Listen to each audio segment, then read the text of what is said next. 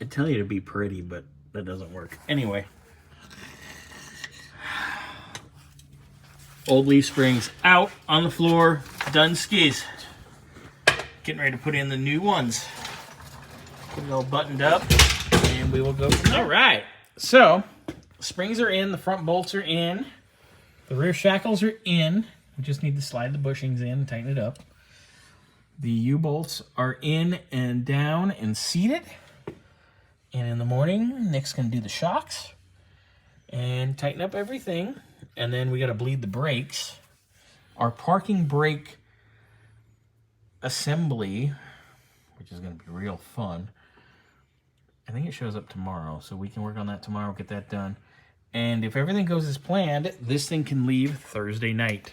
Heck yeah. I want William to come pick it up Thursday night. That sounds good to me.